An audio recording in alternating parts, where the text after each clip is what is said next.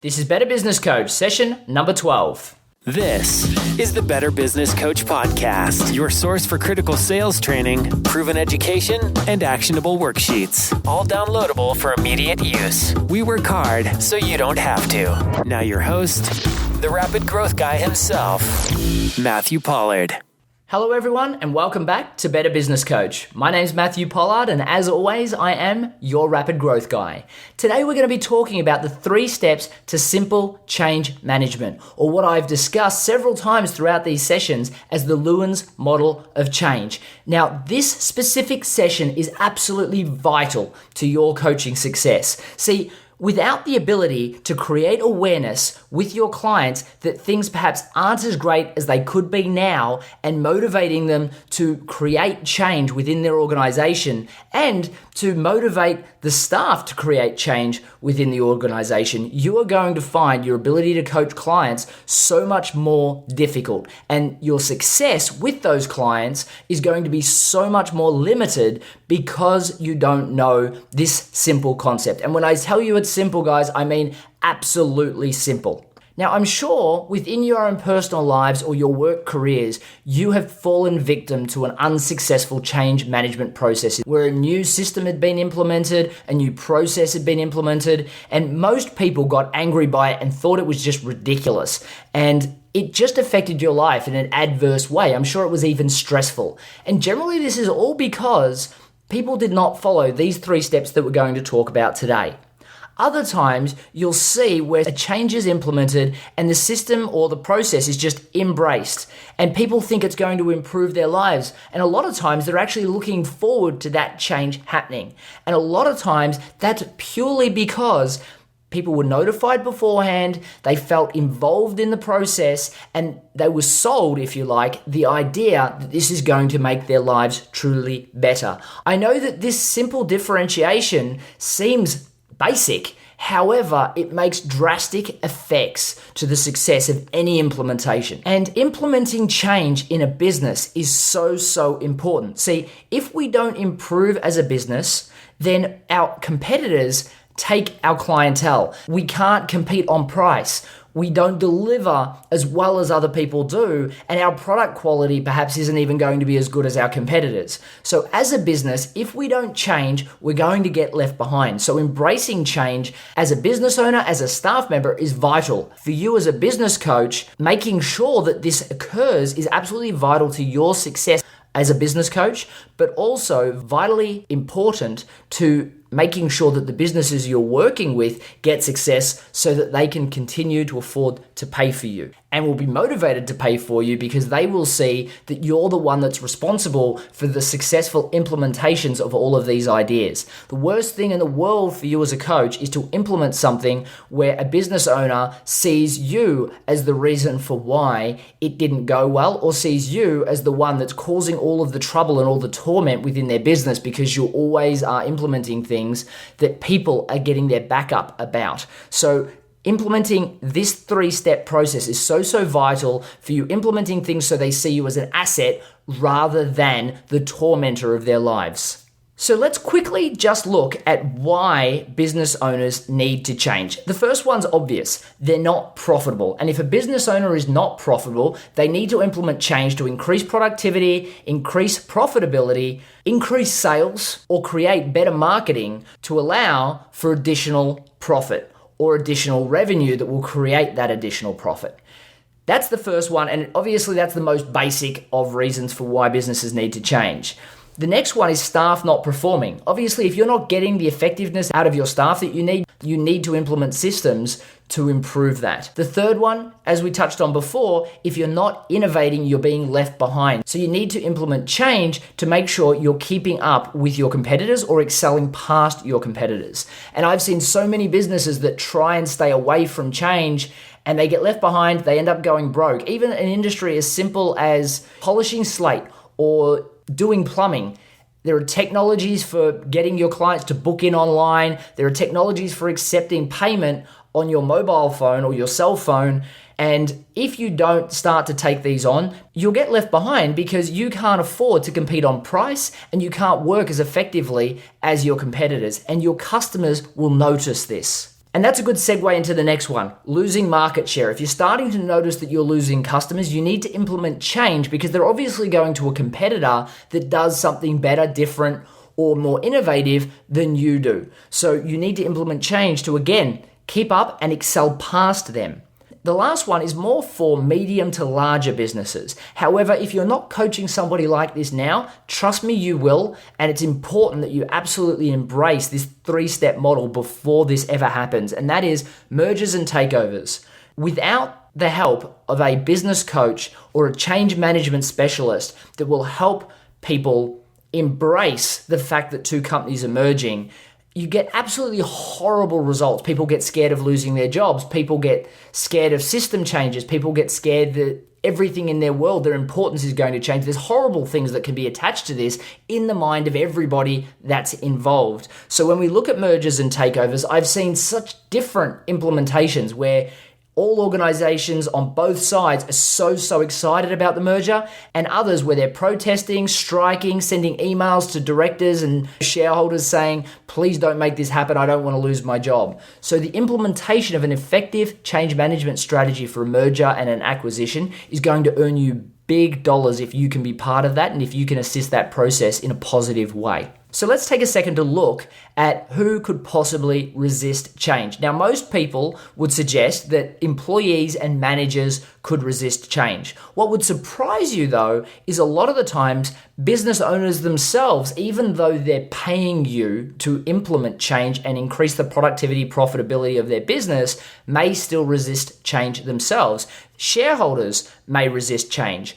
Customers of your clients may resist change because they like the current process. Sometimes if you implement a new online payment process and they're used to paying via check, or they're used to popping into your store, which requires additional service staff on your behalf, they may resist that change because it's something different and people don't like change unless they've been unfrozen to it. So don't think that this process just applies to the employees or the managers of an organization. It also applies to so many more. I've even seen these problems occur when suppliers resist change because they earn their money off you and they're worried by implementing a change, you may not order as much, or things may not work out for your business and your business may go broke, and as a result, they don't have an order anymore. So I have seen it when suppliers, because they haven't been involved in this change management process, start to message to your staff that they should talk to management about rejecting this change and implementing fears into the minds of your staff and management team about why they shouldn't go about taking on any forms of change that you're suggesting. So you need to make sure even suppliers are involved in this process that we're going to be talking about. Then you've also got governments and community groups. Obviously, if you're opening up a Starbucks coffee in a quiet suburb, you're going to get community groups that are going to get upset with this. Obviously, there's a very obvious one, but there are so many less obvious things that could possibly cause government and community group frustration unless, again, you get them involved in this 3-step process. So why don't people like change? The first one is uncertainty and unfamiliarity. See, shareholders are used to getting a specific return. Therefore, if you change something, they're worried that that return may go down. Yes, it may go up as a result. However, if you change nothing, they get what's familiar as opposed to what's unfamiliar. Same works with employees and managers. They know that if they do certain things in a system right now, or if they deal with customers in a certain way, the process or the systems that you currently have will do one thing. If we change the systems and the processes, or anything really, then all of a sudden they have uncertainty. That creates unnecessary stress in their mind, and that can become a problem for them. So that's why they start to resist or don't like change. And there are obviously, for each one of these levels, for customers, suppliers, for governments and community groups, each one has their own reasons for why they don't like change in anything that you do. Especially though, for staff and managers, they can feel like their past performance is being criticized. And this is absolutely key to change management. You need to make sure that everybody sees it in a positive light. You're trying to improve things to make sure that their lives get better. If they feel they're being criticized, they're not going to take on the change that you're suggesting. They see it as a punishment. And as we all know, when we punish our kids, send them to their room, what do they want to do? They want to come out of their room. However, if they're in their room playing, they could be in there for hours. As long as it's not a punishment, they'll be happy to be in there. And with staff and management, we need to make sure that when we implement change, we don't create it like a punishment or a criticism on what they currently do. This is absolutely vital to the success of any change management, but this is why a lot of people don't like change. They feel like they're being criticized. The next one is they can't see it working for you or for them. And this fits a lot of employees and managers when you implement new systems. For instance, I've seen it happen a lot with implementation of SAP systems, which are high-level enterprise management systems, where they're currently used to their silo-based software systems that work for them, and now all of a sudden they're moving to this completely new thing that just looks so different and doesn't seem to have any of the working parts that they perhaps have customized within their own specific silo. And they don't think it'll work, they're scared that it won't work, and so they're going to resist the change. And a lot of it is because they're protecting your client's organization, because the last thing they want is the organization to go broke and them losing their job. Obviously, they're also running away from stress. But this can be as simple as a change of a sales script.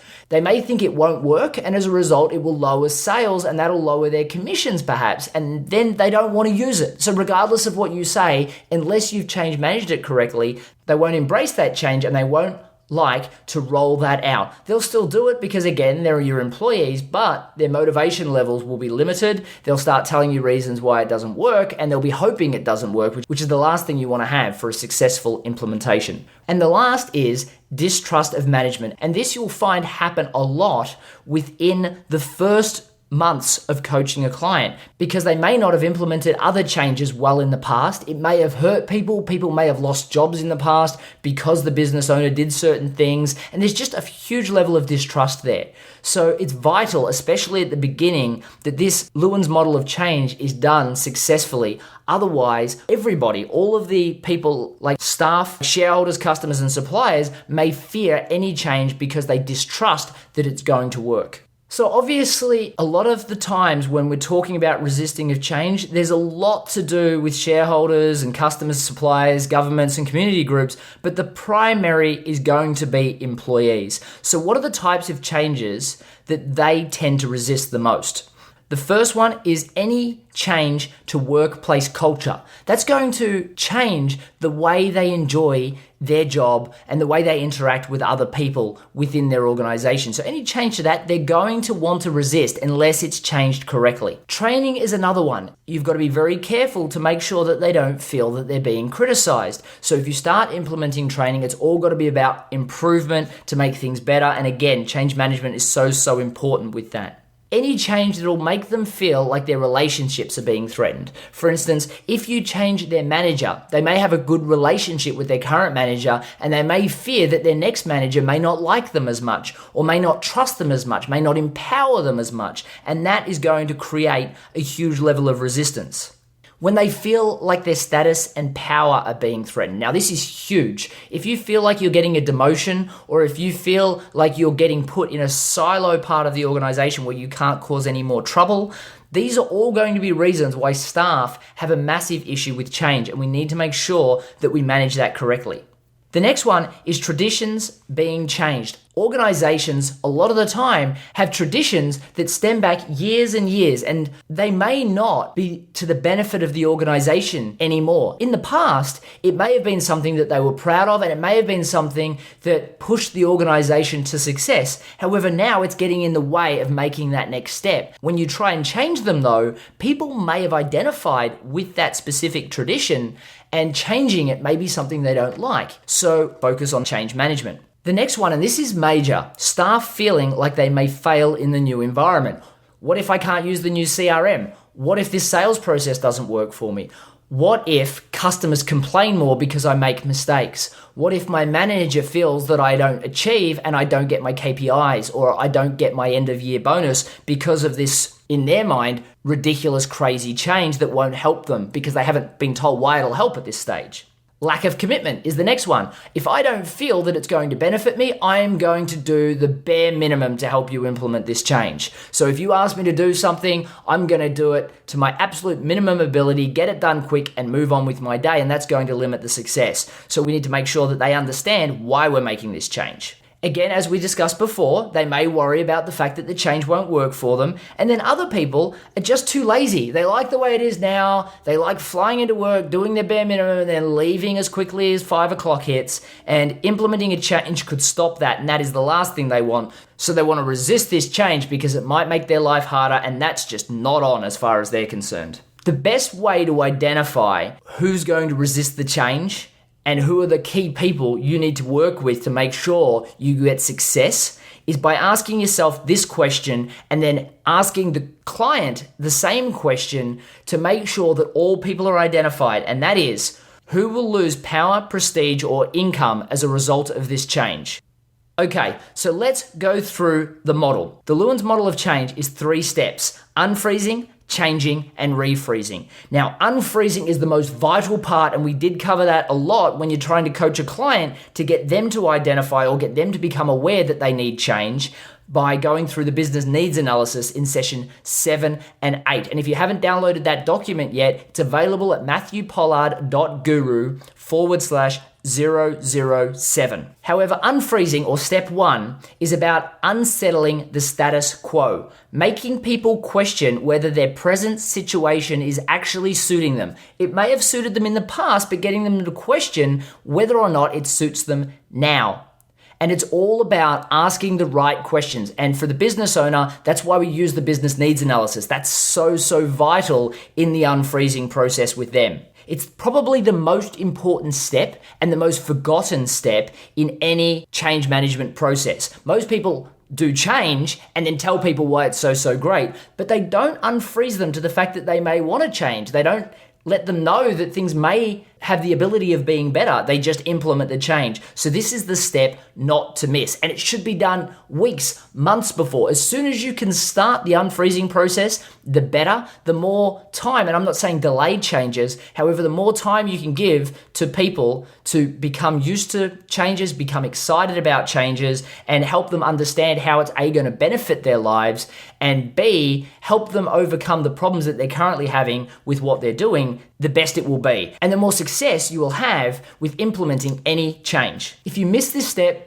people won't accept it. People will reject it for all of the reasons that we've discussed before, for all of the fears that we discussed before. Okay, so the next step is changing. And that's when the desire for change is there, you can then make the appropriate shift. Now, I know you're expecting me to say that then you implement the CRM system, then you implement the new sales script. And that is true. This is the stage where you do that with employees. However, there are other types of changes that you can implement. For instance, you can change values, attitudes, behaviors. You can introduce new training. You can help them understand better levels of communication and get them to embrace that. You can help them learn the value of supporting people. There are so many things you can implement during this changing process. So the unfreezing is not just about saying we're going to introduce a new CRM system. We could be talking about the fact that our corporate culture isn't where it needs to be and getting them to understand that, and then implementing new values and behaviors to get the corporate culture where it does need to be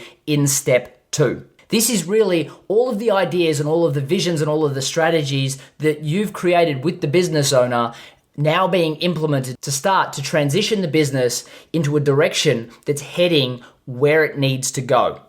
The next step is unfreezing, or the final step is unfreezing. And this is where you make sure that the change sticks. So many people implement change, and look, as I said, most businesses only purely focus on the change. They don't do the unfreezing and they don't do the refreezing. And the problem with this, especially with missing the refreezing part of the process, the change doesn't stick. People don't buy into it still. So they know they've got to use a new system, but then they still use the old system. And I've seen people that have been given new CRM systems in an organization that still have Excel spreadsheets that they use in the back end so that they don't actually have to use it, because they're the only person that physically looks at that spreadsheet on a regular basis. So they have an Excel spreadsheet, and then at the end of the month, they quickly input all of the data into the CRM so that everybody knows and is aware of it. And this is horrible. What that means is nobody's bought into the change. And because of that, they're going back to the previous systems, the previous processes. And you'll find even with corporate culture, if you implement something that is supposed to drastically change the corporate culture, but you don't follow a refreezing process, people don't take it on board.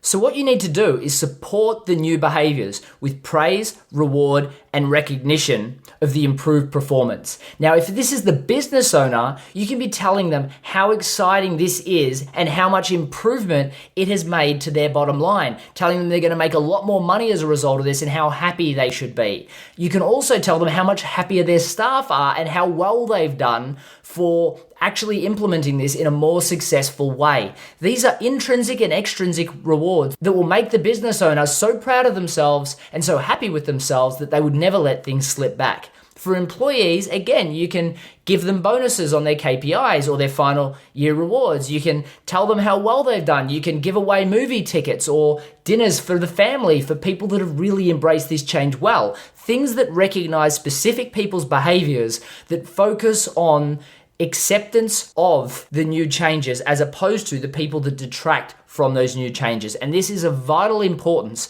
for the success. So to cover off on them one more time very quickly, unfreezing, making sure everybody wants the change, is excited about the change, wants to move forward with the change, and starts messaging to other people about the fact that they can't wait for this change to happen. The changing process, implementing the physical change that will improve the business as a whole or the people as a whole. And finally, refreezing, ensuring the actual change sticks by praising and rewarding the people that were highly responsible for the change's success. Now again, this change process is vital to your success as a coach.